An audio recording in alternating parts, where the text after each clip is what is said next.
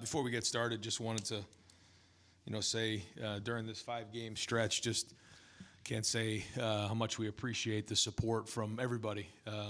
This is our 5th straight game of over 100,000 in attendance, and we feel it, and it means a lot to us, and we certainly want to put on a good show for everybody, and then also all the people that make this work, to put on, a game. There's just so many people that have to do their parts, from ticketing to marketing to the operations to on the field to maintenance to facilities to the audio and video. I mean, there's just so many people, and certainly it all starts with our athletic director, Gene Smith. But just wanted to say thank you for that. It's been a good 5-week run here, and now we go on the road next week. But really want to say thank you to everybody involved. We'll open up the questions. Front row right, Tim May. On 3. Yeah, there we go. I got to ask, Ryan, 49-10 win, but most people, Twitter's a buzz about what happened between you and Greg Schiano there after Jesse Mirko took off on that punt. And Sure. Just what's your take on that and what you guys say to each other at I figured midfield? that'd be your first question. Yeah. Well, yeah. I may not get another one. Nah. I was going to ask about Mike and Williams. No, they asked that too. Yeah, they came after the punt, and Jesse rolled out to the right. And nothing we had ever worked on. He just saw it and took it. Was just a football player, and then took that shot on the sideline, and things got heated. And one coach defending their side, one coach defending theirs. No hard feelings at all. Told him that after the game, and have an unbelievable amount of respect for him. So that's all that was. Over to the left, Stephen Means, Cleveland.com. Ryan, CJ's talked at length about you preaching to him, taking the easy stuff, not getting bored with the routine stuff. His interception today, is that why you preach that so much? Well, clear, it was, you could see they had a really good game plan coming in. They were going to, huddle, wait in the huddle, snap it at 10 seconds and try to eat as much clock off the game clock as possible and try to win the game of possession. And then on defense, you could see they were playing a lot of 2 high safeties really deep and forcing us to run the ball, which we ultimately had to do. And we came out with a shot coming out in the first play of the second half, and we missed it, but there was a lot of really good throwaways that weren't there today by CJ, and he made some really good throws as well. So that's part of competing. That's part of it. Those are the types of games that sometimes we're going to have to play. And overall, I thought it was a job well done. Over to the right, Nathan Baird, Cleveland.com. Can you just update the situation with Trevion? Was that related to what kept him out of the Toledo game a couple weeks ago, or I guess knocked him out of that game? And go ahead. Yeah, we certainly didn't expect that to happen going in, but then just struggled in warm-ups. So we were expecting him to play, practice this week, and so it showed up and kind of did linger from last week. But we were kind of surprised he wasn't able to make it, and so we had to go with Mayan. And I guess just the extension of that, seeing Mayan step up and be a bell cow, sort of, instead of just the role sharing he's been doing. Yeah, 23 carries, or 21 carries, 191 yards, 5 touchdowns, and the big one for 70 yards. It says a lot about the way he was running, especially in the red zone. I think our red zone numbers right now are really good, and it's a big part of it is the offensive line and the way we're running the football. But I just think overall the tight ends, the wide receivers, everybody's involved with this run game, but Mayan was running hard today and finished a bunch of runs in positive. He turns a 3-yard run into 5, keeps us on schedule, and and it was tough down there in the red zone. They kind of dug in a few times. We had to go for it on the 4th down, and but Mayan had a really good day for us. Over to the left, Dan Hope, 11 Warriors. Hey, Ryan, Tommy and Steele both had big games today. Just how much better are those guys playing than they were a year ago? What are the biggest ways in which you've seen those guys improve? Yeah, I think they're just playing faster. They're diagnosing plays faster. They understand how teams are trying to attack them. And I think I mentioned this before. I think it's twofold. One is a year under your belt of playing and figuring out how teams are attacking you and in-game adjustments and just seeing things over and over and over again.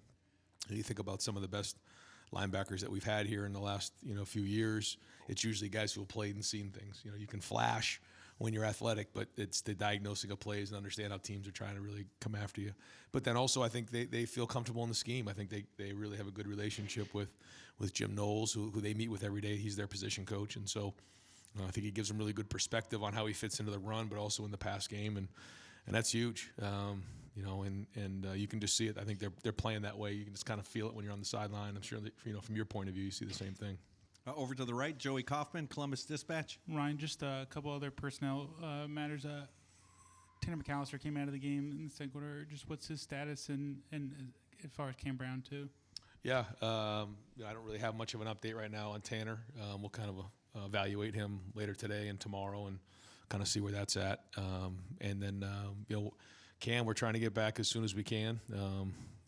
Again, we kind of come in tomorrow and see where things are at and hopefully get a week of practice out of those guys. But again, we're going to always, make sure that we're following the lead of the doctors and the medical staff on the whole thing. And certainly the feedback of the players is critically important in all of this. So, at the end of the day, I'm kind of out of it. I trust the guys and they do a great job.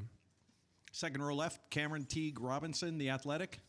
Ryan, it seemed like that defensive front, the linebackers and the defensive line, really set the tone for you guys today, whether in the kind of swallowing things up in the run game, getting after Simon a little bit. Just kind of how important were they, or kind of how important were they today, and kind of setting the tone for you guys? Yeah, I mean, it's anytime you're trying to stop the run and play great defense, you have to win the line of scrimmage, and that's a big part of it. And, you could see that they were disruptive just watching the play. You could see the line of scrimmage was getting moved back a bunch.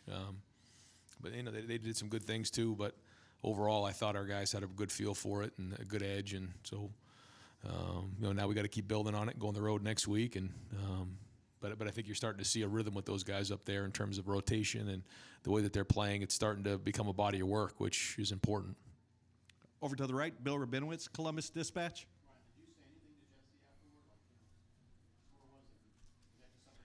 Yeah, I just grabbed him. I said, what happened, And he said, I rolled out to the right, and he goes, nobody was on me. I said, okay. Anybody tell you to do that? He says, no. I said, okay, we'll talk about that tomorrow. And just in general, I mean, it was a comfortable win, but did it feel clunky at times to you?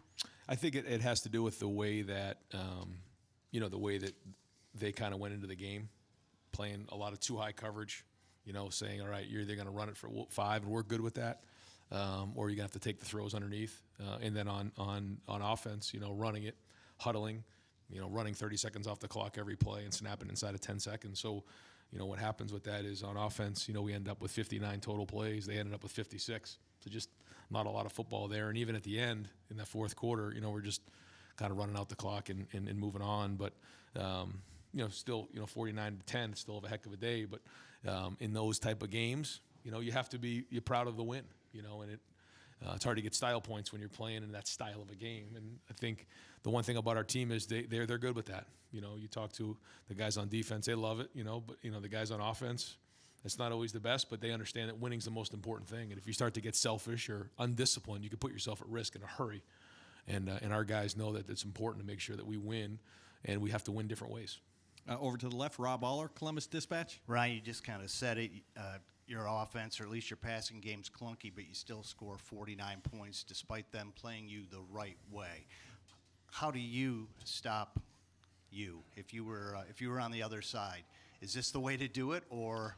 It just depends. It depends on your personnel. It depends on what it is, and then we try to identify what's being done, and then we attack them in that area. If it's a too high structure, then we're gonna run the ball and control the clock, and that's okay. We're good with that. You can sit there and drop 8 every snap and say you're not going to throw the ball, or you can put a bunch of guys in the box and say you're not going to run the ball. That's why the balance is so important when you're playing, and this is a great example of that right here. And real quick, without pressing the issue, is it your understanding, without getting into detail too much, Greg thought that it was a called fake punt? Was that part of what brought him over? And Oh, I don't know. I think he was just coming over to defend his player, just because he was kind of over there on our sideline, and it was a late hit, and there was a lot of emotion. I think he was just trying to get his player out of there, and things like that happen in football, and he was just defending his player. Over to the right, Clay Hall, WSYX. When you see a guy go 52 yards up in your grill like that, though, and both of you are squaring off, I mean, when's the last time the juice has flowed like Clay, that? I'm not going to bite on that, so I'm sorry. I know. It's confrontation, though. Next question. Over here to the right, Bill Landis, Rivals. Had the forced fumble, and he tipped the ball too on the interception that Steele had. Just wondering what you thought of his play today, and maybe if you've seen him kind of building momentum to a game like this? I think so. Yeah, I think he's playing well. I think he has built momentum. We'll watch the film and see how it was, but that was a huge play. Tips and overthrows are huge, and that was a tip that turned into an interception. And so, I think he's playing at a high level. We've got to watch the film and see, but I think he's been growing and building, and there's a chance he's playing his best football right now. Got time for just a few more folks. Over to the left, Spencer Holbrook, Letterman Row. Ryan, are you kind of having to start getting used to winning the games by running the football and playing good defense? Seems like that wasn't really your calling card last year, and now I think, if by my count, this is your third time doing that this year. Is that just a change for you, and how good does it feel to be able to win like that? Yeah, it feels great. I mean, anytime you win games, it feels great, and it isn't about all the other stuff. You win, you move on, right? I mean, that's what it comes down to, and that's the way we look at it. And you can try to put a square peg in a round hole or vice versa, but if a team says they're going to take away this, then you have to do something else. I mean, that's just the way the game goes. And there's been times where we've played against teams that just say they're going to stop the run, and so we've thrown it, and you guys have seen that, and we have the ability to do that. And you can see today, their game plan. But that's when you talk about unselfishness, and certainly starts with the quarterback and understanding how to win the game, and that's what makes great quarterbacks. I mean, I think you look in the NFL, and I heard a great quarterback the other day say, "What's your favorite play in the red zone?" He said, "Run the ball." I mean, that's understanding what it takes to play winning football, and he understands that, and I think our whole team understands that. And final question for Coach over here to the right, Austin Ward, Rivals 97.1 The Fan. Ryan, tell me if I'm taking this idea too far, but like between last week with Jair's penalty, defending after the Mirko thing today, and spending all season talking about competitive stamina and toughness, does that apply to the coaching staff as well? And are you coaching with a different edge, do you think, than years past for your players? I don't know. I know that this team is hungry. I know that we're playing with an edge. I think people feel that, and I wouldn't look too much into it. But at the same time, you have to bring it every single week, and that's everybody across the board for sure. Great, Coach. Thank you very much. No problem.